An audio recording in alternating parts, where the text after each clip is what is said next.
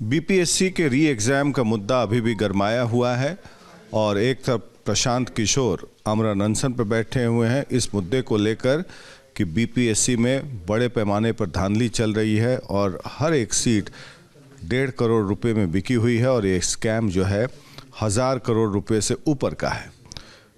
इसी को कॉग्निजेंस में लेते हुए बिहार लोक सेवा आयोग ने अपने वकील के मार्फत प्रशांत किशोर को एक लीगल नोटिस भेजा है, ये कहते हुए कि इस बयान से हमारे प्रतिष्ठा पर आंच आई है। हमारे साथ मौजूद हैं संजय सिंह जी, जो कि बिहार लोक सेवा आयोग के तरफ से वकालत कर रहे हैं। संजय जी, ये बताइए, आपने नोटिस सर्व किया है अपने क्लाइंट के बिहाफ पर, बिहार लोक सेवा आयोग के बिहाफ पे, तो अग्रीम पार्टी जो है उसको क्या तकलीफ हुई है प्रशांत किशोर के बयान से? आयोग एक संवैधानिक संस्था है और जो आरोप श्री प्रशांत किशोर साहब ने लगाया है वो आरोप तथ्यहीन है, भ्रामक है और मेरा ऐसा मानना है आयोग इसे एक बौद्धिक हत्या समझता है आने वाले छात्रों के भविष्य का। जो क्या आरोप लगाया है?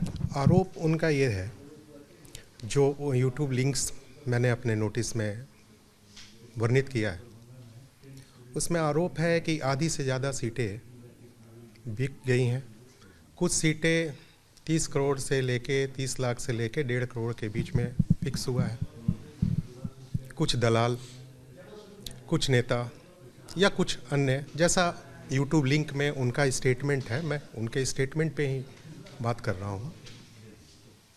ये एक भ्रामक, तथ्यहीन और गलत आरोप है और ऐसे संस्था पे आरोप है जो आने वाले छात्रों को भी भ्रमित करता है। और बौद्धिक हत्या मैं इसलिए इसको बोल रहा हूँ कि जो छात्र तन मन से आने वाले भविष्य की तैयारी कर रहे हैं, अगर वो इस भ्रांति में, इस बहकावे में, इस गलत आरोप के कारण डिस्ट्रैक्ट हो जाते हैं, तो ये तो एक तरह से बहुत बड़े छात्रों के समूह के, उनके विचार के, उनके अभिभावक के विचार को तोड़ने वाली बात होगी। इस बयान के जरिए वो करना क्या चाहते हैं, क्या संदेश फैलाना चाहते हैं? आपको क्या लगता है? आप बोल रहे हैं जैसे कि भ्रामक, मतलब मिसलीड करना चाह रहे हैं लोगों को।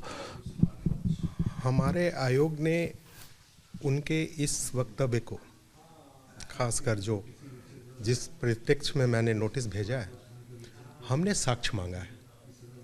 अगर ऐसा है और इतने बड़े वो नेता आज के डेट में हिंदुस्तान में उभर के आए हैं, आगे उनकी अपनी राजनीति की इच्छा है, तो बिना तथ्य के तो उन्होंने ऐसा कहा नहीं होगा। ऐसा मेरा मानना है, आयोग का मानना है कि अगर ऐसा कोई तथ्य है, ऐसा कोई साक्ष्य है, या ऐसा कोई साक्ष्य मीडिया के माध्यम से, या जैसा वो बोल रहे हैं कि गली मोहल्ले में अन्य लोग भी बोल रहे हैं, तो वो साक्ष्य आयोग को दें। आयोग गंभीर इस बात पे है कि उसी की गरिमा को आपने ठेस पहुंचाने की कोशिश की है। उसकी गरिमा को, आयोग की गरिमा को आपने पूरे संसार में धूमिल कर दिया ना। तो ये जो आरोप लगाया है उन्होंने 1.5 करोड़ और 1000 करोड़ का, 1.5 करोड़ पर सीट और 1000 करोड़ का पूरा स्कैम, तो अगर वो साक्ष्य नहीं दे पाते हैं, तो आपने ये नोटिस भेजा है, साक्ष्य नहीं दे पाते हैं, तो फिर आगे की कार्रवाई क्या होगी? इसके लिए कुछ मीडिया चैनलों ने भी, आप लोगों ने भी इसको दिखाया था, आपके परिवार के मीडिया चैनलों ने भी दिखाया था। मैं उन सभी को निवेदन कर रहा हूँ और उन सभी से कह रहा हूँ कि ये जो भ्रामक आरोप और गलत आरोप, मीडिया चैनल, जो भी मीडिया चैनल दिखाए, मीडिया चैनल उनके बात को सही नहीं कह रहा है। वो आप जैसे बोल रहे हैं वो दिखाएंगे और मीडिया उनकी भी बात को दिखाता है, तो आप लोग आपस में लड़ाई कीजिए, जो दिखाना होगा वो तो दिखाएंगे, हम लोग उसको सही गलत तो नहीं बोल रहे हैं। खैर, तो उसके आगे आप क्या कार्रवाई कीजिएगा? देखिए, आयोग लड़ाई किसी से नहीं करता है कभी। हमारी एक साख है, लोग विश्वास करते हैं, अपने भविष्य की कामना करके तैयारी करते हैं और मेरे को उस साख को बनाए रखना मेरा कर्तव्य है, मेरे क्लाइंट का। अगर कोई व्यक्ति कहता है और अगर वो साक्ष्य नहीं देता है तो पहले तो हम मीडिया पर्सन से भी कहेंगे कि जो उनका वाइट चलाए थे वो उनसे साक्ष्य मांगे या साक्ष्य और है तो हमको दें। अगर नहीं देते हैं तो जो लीगल कंसिक्वेंसेस होगा वो फॉलो होगा, वो डिसाइड करेंगे। अभी तो मैं साक्ष्य मांग रहा हूँ कि साक्ष्य आए, क्योंकि मेरे अपनी छवि जो उन्होंने धूमिल कर दी मेरे पूरे संसार में, उस छवि की पूर्णता उसको स्थापित करना मेरा पहला कर्तव्य है, मेरे आयोग का, मेरे क्लाइंट का। इस मामले में अगर वो साक्ष्य नहीं देते हैं तो किस तरह के केसेस दर्ज हो सकते हैं? जैसे एक तो डिफेमेशन समझ में आता है, और भी कोई कानूनी प्रक्रिया है? इस पे अभी मैं कुछ टिप्पणी नहीं करूंगा। मैं साक्ष्य के ऊपर अभी क्योंकि मेरी कितने दिन का समय दिया है? मेरी प्रायोरिटी साक्ष्य को आने की है, मेरी प्रायोरिटी अपनी गरिमा को बच्चों के बीच सही करने की है, जिसको इन्होंने भविष्य खराब कितने दिन का समय दिया है? मैंने उन्हें 7 दिन का दिया है समय, उनको नोटिस में 7 दिन वर्णन किया है। 1-2 दिन अगर आगे पीछे भी होता है तो हम लोग को कोई एतराज़ नहीं है। साक्ष्य इम्पोर्टेंट है कि आए और हम उसको देखें। आप मानते हैं कि आपकी सीटें बिकी हुई नहीं है, कोई स्कैम नहीं है, कोई पेपर लीक नहीं है?